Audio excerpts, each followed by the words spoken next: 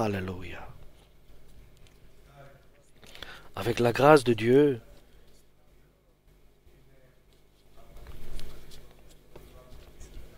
aux Hébreux,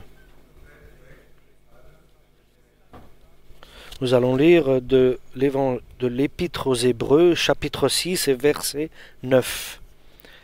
Chapitre 5, pardon. Chapitre 5. 6, comme j'ai dit. 6, chapitre 6, verset 9. Épître aux Hébreux.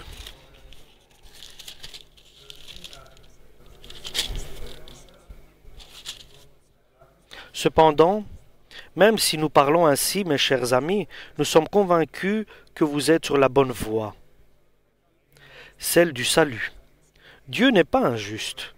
Il n'oubliera pas votre activité, ni l'amour que vous avez montré à son égard par les services que vous avez rendus et que vous rendez encore aux autres chrétiens. Mais nous désirons que chacun de vous fasse preuve du même zèle jusqu'à la fin, afin que votre espérance se réalise pleinement. Ne devenez donc pas paresseux, mais suivez l'exemple de ceux qui croient avec persévérance et qui reçoivent ainsi ce que Dieu a promis. Quand Dieu fit sa promesse à Abraham, il l'accompagna d'un serment formulé en son propre nom, car il n'y avait personne de plus grand que lui par qui le faire. Il déclara: « Je jure de te bénir abondamment et de t'accorder de très nombreux descendants. » Abraham attendit avec patience, et il obtint ce que Dieu avait promis. Quand les hommes prêtent serment, ils le font au nom de quelqu'un de plus grand qu'eux, et le serment est une garantie qui met fin à toute discussion. Or Dieu a voulu montrer encore plus clairement à ceux qui devaient recevoir les biens promis que sa décision était irrévocable. C'est pourquoi il ajouta un serment à la promesse. Il y a donc deux actes irrévocables dans lesquels il est impossible que Dieu mente. Amen. Ici, l'apôtre Paul nous révèle que la promesse de Dieu qui avait été donnée à Abraham à cette époque-là, et qui est certaine, et qui est et qui est garantie, et qui est certaine, tous ceux qui sont des enfants d'Abraham, c'est-à-dire de la foi en Dieu, donc cela est toujours en vigueur, cette promesse de Dieu, certainement. Et avec totale certitude, béni, je vais te bénir, et grandir, augmenter ta postérité. Et cela est d'actualité aujourd'hui encore. Et personne ne peut arrêter cette promesse faite par serment de la part de Dieu. Parce que cette promesse est irrévocable, inchangeable. On ne sait pas la changer parce qu'elle a été faite par serment de la part de Dieu. Mais la question est la suivante. Il y a ceux qui héritent de cette promesse, il y a les héritiers de cette promesse bien définie, il y a ceux qui ne sont pas héritiers de cette promesse bien précise. Et comme nous avons dit avant, oui, certains nous pourrons penser faire partie de cet héritage. Et certains n'ont pas compris peut-être cet héritage. Et il y a aussi certaines personnes que Dieu a établi héritiers de cette promesse. Et l'apôtre Paul, s'adressant aux frères à Jérusalem, il leur dit: pour nous, nous parlons ainsi, nous connaissons vos faiblesses, chers frères hébreux, Nous savons que vous êtes faibles, parce que jusqu'à maintenant, vous auriez dû être des professeurs, des maîtres, mais vous avez encore besoin d'apprendre encore les prémices, les premières paroles de la foi. Parce que celui qui boit du lait n'est pas encore prêt, il n'est pas encore exercé, il n'est pas encore éduqué à quelque chose de plus grand. Mais par contre, la nourriture solide est pour ceux qui sont déjà avancés dans la foi et dans les épreuves et dans l'éducation. Et avoir des sensibilités à discerner le bien et le mal. Ils ont des sensations et ils peuvent savoir ce qu'ils peuvent faire et ce qu'ils ne peuvent pas faire. Ce qu'ils doivent penser et ce qu'ils ne doivent pas penser. Mais vous n'êtes pas comme cela, dit l'apôtre Paul aux Hébreux à Jérusalem. Mais puisque nous parlons ainsi, je vous fais certaines reproches, certaines remarques pour certaines corrections, mais nous sommes certains que vous avez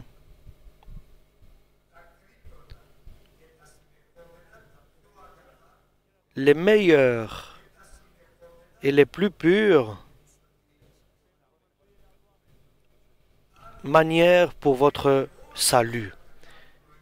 Et si vous avez tout ce qui était négatif et que je vous ai annoncé, que je vous ai exprimé, mais de l'autre côté, vous avez le meilleur pour votre salut. Parce que vous avez quelque chose qui plaît à Dieu et Dieu vous dirige, vous guide à être des héritiers de la promesse divine. De la promesse que je te bénirai et je grandirai ta prospérité. Je multiplierai ta prospérité.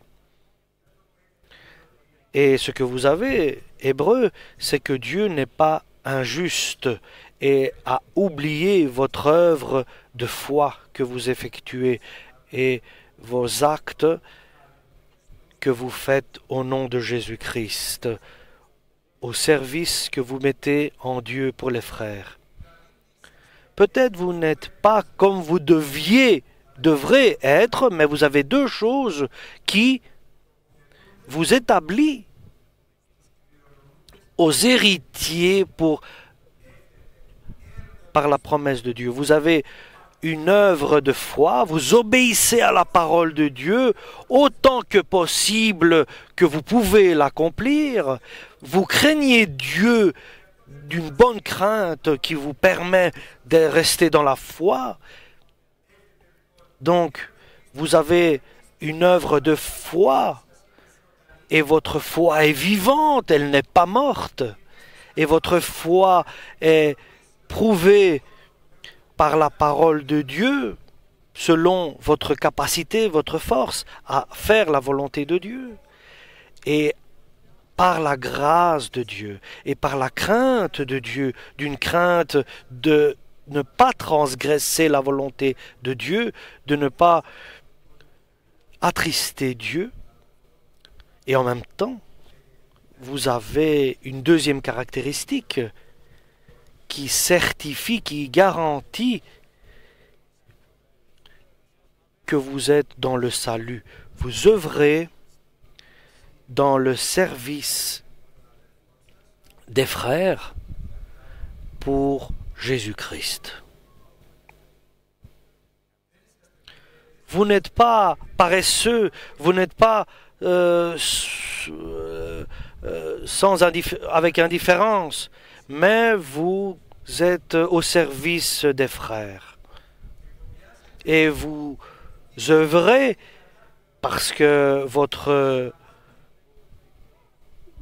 fil conducteur, c'est l'amour de Dieu. Il y a deux choses, deux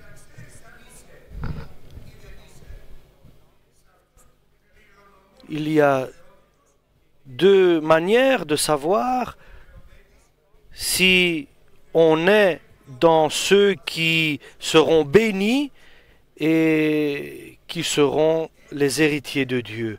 Tu as des œuvres de foi, d'obéissance, et tu crains Dieu, de ne pas transgresser la parole de Dieu et de ne pas attrister Dieu par ton comportement et tes sentiments, et tu as peur d'être guidé par tes propres sentiments, parce que tu sais que tes sentiments parfois vont contre la volonté de Dieu. Tu aimes Dieu et tu aimes les frères. Ces deux choses-là, chers frères et sœurs, ces deux caractéristiques-là, seulement ces deux-là sont assez pour être certifiés que nous sommes ou nous ne sommes pas de ceux qui sont des héritiers de la promesse de Dieu. Et si nous ne sommes pas dans cette catégorie-là, nous devons œuvrer encore plus pour que notre foi grandisse. Et nous devons œuvrer encore plus avec amour au service des frères. Si nous ne sommes pas ainsi, nous devons nous repentir et changer de direction.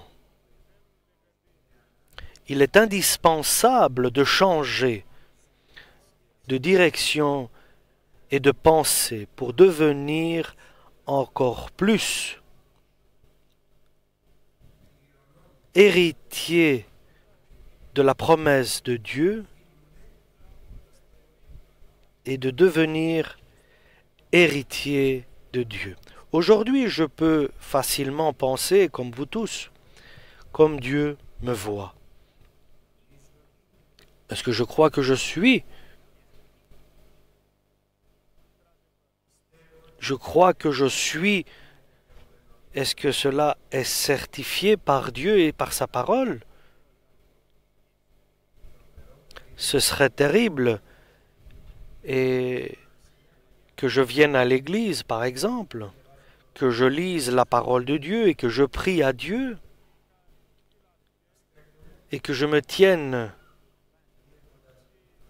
sans avoir ces deux caractéristiques et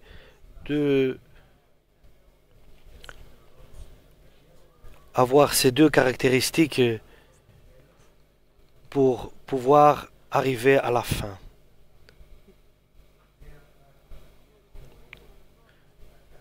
Dieu peut faire de nouvelles choses dans ta vie si toi, tu décides de faire de nouvelles choses dans ta vie. Aujourd'hui, c'est un jour de décision.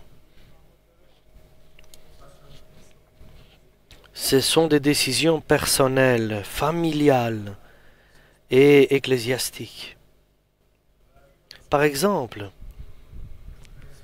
les anciens de l'Église, dans l'Église, ils ne doivent pas éloigner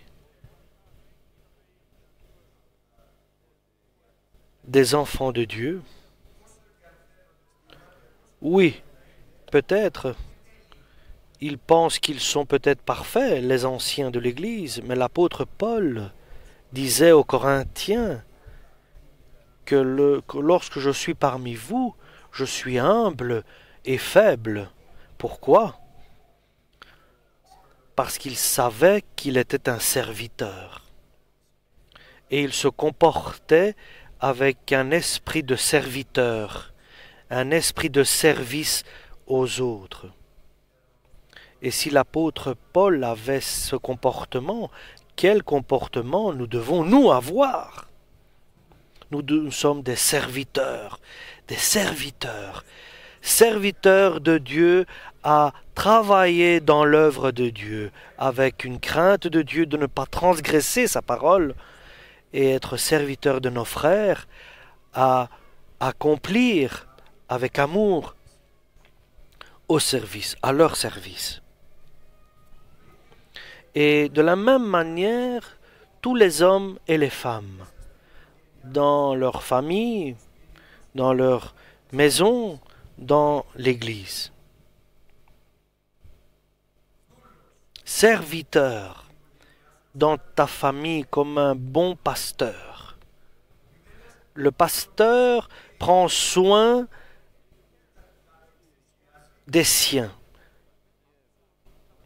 et il les considère avec attention. Et le pasteur est le mari dans la famille, dans sa famille. Là, il a un travail de foi à accomplir dans sa famille et il doit faire attention à ses sentiments, à ses volontés, à ses convoitises, à ses désirs et il doit œuvrer dans tout ça. Et il doit prendre soin d'abord de sa femme.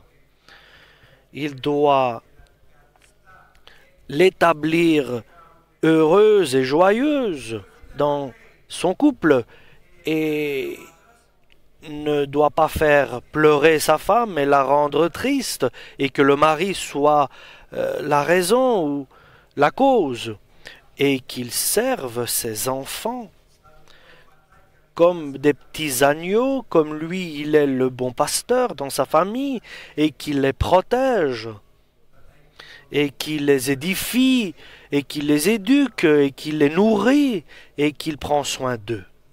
La femme dans la maison, elle doit faire attention à ses enfants. Elle ne doit pas craindre de tomber. Elle a de fortes forces psychologiques et elle doit penser que cela vient de sa foi et qu'elle doit prouver par ses œuvres la foi qu'elle a, qu'elle est juste. Elle doit le prouver par ses actes qu'elle est juste. Et chacun de nous, uniquement ou solitaire, chacun de nous séparément, nous sommes un membre du corps de Jésus-Christ. Il a un devoir d'édifier, de prendre soin des autres membres aussi et de ne pas scandaliser les autres membres, mais de fortifier, d'encourager et de soutenir les autres membres. Et avec l'œuvre de son obéissance à Dieu et avec son service aux autres, il fait un travail d'amour. Et si tout cela nous n'avons pas, nous devons prendre soin d'acquérir cette manière de nous comporter. Ne restons pas en nous auto-justifiant. Ne nous justifions pas nous-mêmes par notre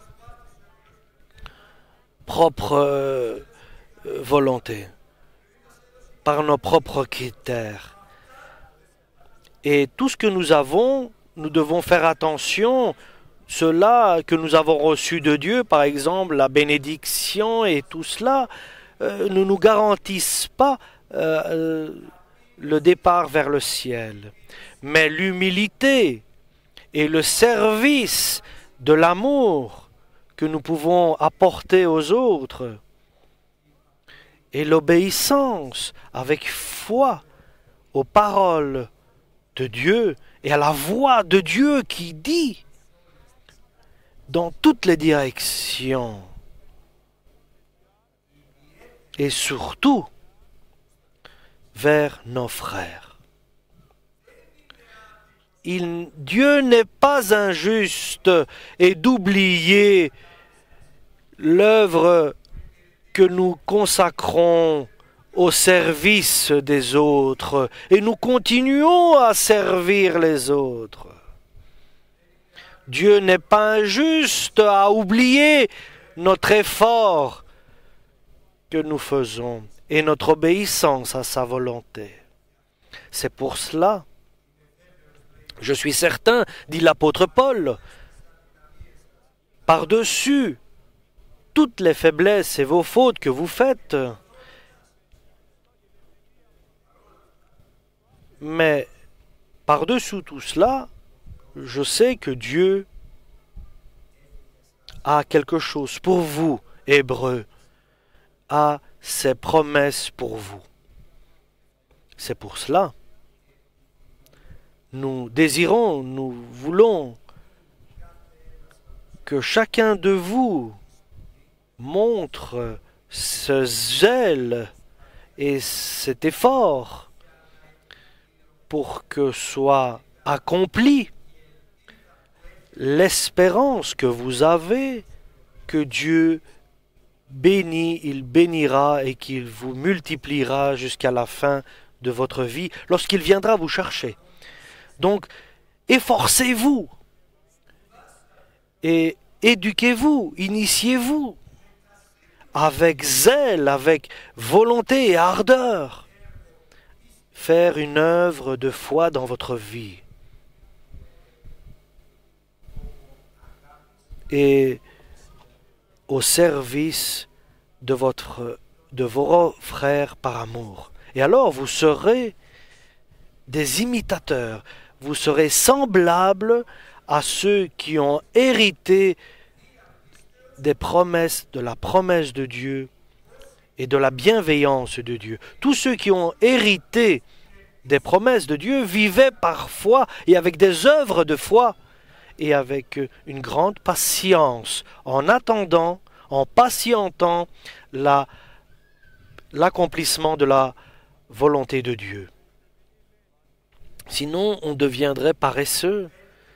Vous rentrerez, vous sortirez de l'église, vous prierez et vous arrêterez, vous lirez, vous fermerez l'évangile et ça s'arrêtera là, c'est tout.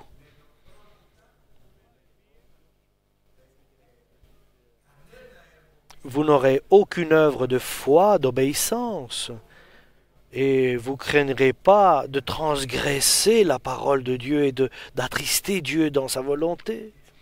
Et ainsi vous croirez, vous penseriez, vous auriez votre avis là-dessus que Dieu vous a donné sa promesse et qu'il va vous bénir. Mais cela n'arrivera pas si vous êtes contraire à la volonté de Dieu.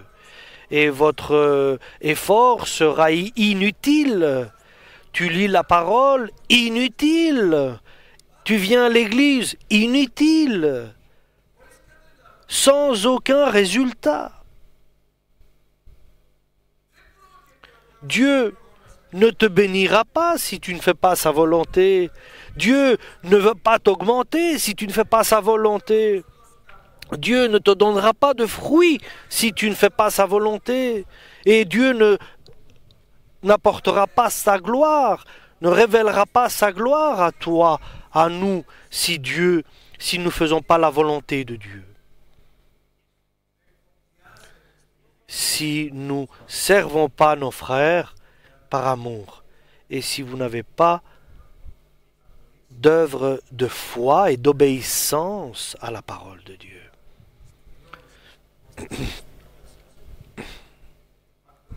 Donc, obéissance.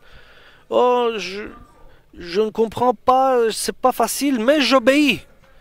Cela ne peut difficilement entrer dans mon cœur, mais je le fais quand même. Et comme disait Abraham, je ne comprends pas. Il pouvait dire, que me dis-tu là maintenant? Que j'aille sacrifier Isaac, mon fils?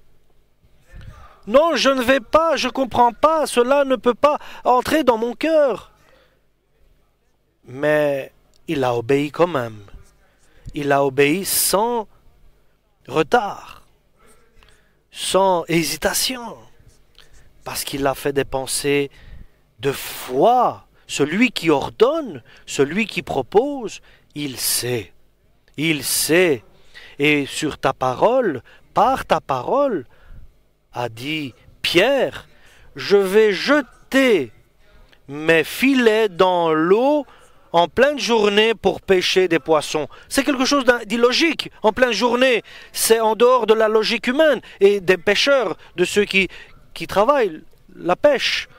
C'est en dehors de l'expérience que je suis pêcheur. Mais je vais le faire. Parce que tu l'as dit, je vais le faire.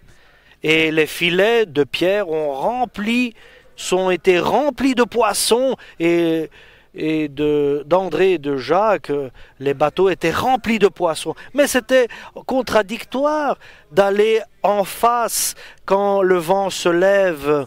J'arriverai pas de l'autre côté du lac. Je serais peut-être noyé. Mais parce que tu l'as dit, nous allons ramer jusque de l'autre côté du lac. Je ne le comprends pas, parce que c'est illogique dans ma logique. Mais je vais obéir parce que tu l'as dit. Oui, je ne le comprends pas, mais je l'obéis. Je ne le veux pas, mais je vais obéir parce que tu l'as dit. C'est la parole de Dieu qui est importante. Au-dessus de notre logique, de notre pensée. Alléluia. Sinon, nous serons sans fertilité et sans bénédiction de Dieu. Et cela ne suffit pas. Peut-être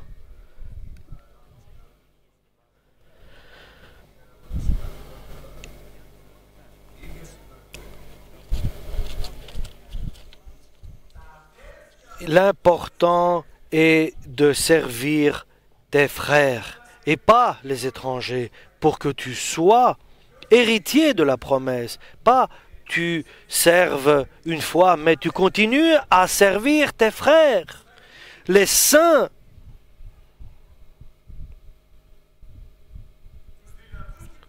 les faibles comme les plus forts, les petits comme les grands. Mais tes frères avec effort et ne t'efforce pas pour des choses inutiles. Voilà, voilà, autour de toi, c'est eux que tu dois servir, pour eux tu dois œuvrer. Et avec une totale certitude, Dieu bénit, il te bénira, et augmenter, il t'augmentera. Et tu auras beaucoup de fruits, et la gloire de Dieu va éclairer ta vie. Avec zèle, avec ardeur, efforcez-vous. Avec ardeur, prenez soin et ne soyez pas paresseux. Et ne vous travaillez pas pour des choses inutiles, mais des choses utiles, avec effort et avec zèle pour bénéficier les promesses de Dieu. Avec une totale certitude, béni, je te bénirai, dit Dieu. Alléluia. Avec une totale certitude. Augmenter, je t'augmenterai. Avec une totale certitude. Tu verras des résultats. Tu verras le salut dans ta famille. Ils seront sauvés. Le retour de ceux qui étaient perdus. Sinon, tout est néant et sans valeur est ta prière. Et sans réponse est ta demande. Une vie chrétienne dans l'inutile. Est-ce que cela n'est pas une perte? C'est dommage. C'est un dommage. Une vie chrétienne dans l'inutile, sans résultat, sans édification spirituelle, sans bénédiction, sans évolution. Aujourd'hui est un jour de décision importante. Commençons, chers frères et sœurs.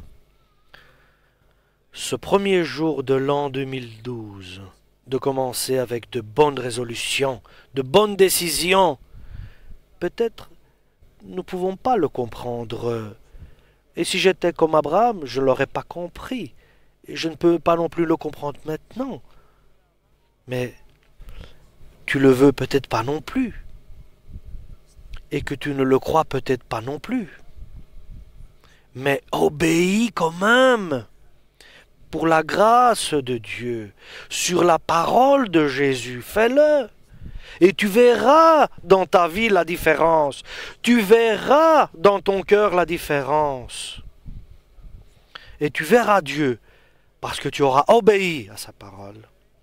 Et tu verras Dieu dans ta famille. Et tu verras Dieu dans différentes manières dans ta vie. Et quand tu sortiras et tu entreras, Dieu sera avec toi.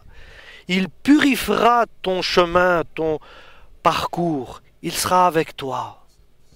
Et continue en œuvrant au service de tes frères. J'ai eu faim et vous m'avez donné à manger, dit le Christ. J'ai eu soif et vous m'avez donné à boire. Et pour donner quelque chose à manger à quelqu'un, a un effort à faire, à t'occuper. Tu ne peux pas lui donner un morceau de pain sec. Lorsqu'il a soif, tu ne vas pas lui donner de l'eau bouillante, mais de l'eau fraîche pour le rafraîchir. Et de l'inviter, d'ouvrir ta maison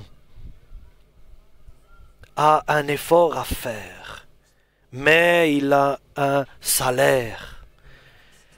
La laisser ta maison et aller voir quelqu'un qui est malade, qui est faible, d'aller le servir a un effort à faire. Mais cela a un salaire qui est donné et qui est éternel.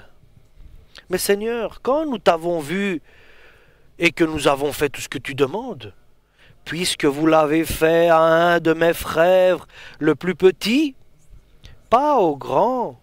Oui, aux grands, tu peux peut-être facilement le faire, mais à ceux qui sont petits, c'est difficile de le faire.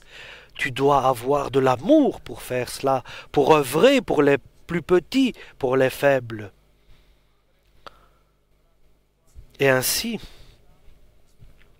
Dieu nous certifie, et l'apôtre Paul nous le dit, que Dieu, parce qu'il veut certifier, garantir les héritiers de la promesse de sa volonté qui est inchangeable et irrévocable et qui avait été jurée par serment. Et si nous espérons à cela, quoique nous sommes sans valeur et indignes, et nous sommes sans valeur et moins que rien, mais nous allons à cet espoir que Dieu nous dit, je vais te bénir, et il va nous grandir, il va nous multiplier. Et cette espérance, cet espoir, Dieu l'exprime comme une ancre de notre foi certaine et véritable qui vient en dehors de saint des saints. Ton ancre à toi qui te retient, c'est ton espoir.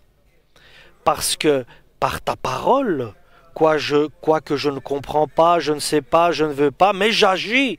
Et parce que, avec effort, je ne suis pas paresseux, avec effort, je serve les saints frères. Avec cette espérance et avec cette ancre, je suis toujours uni. Et là, je suis là,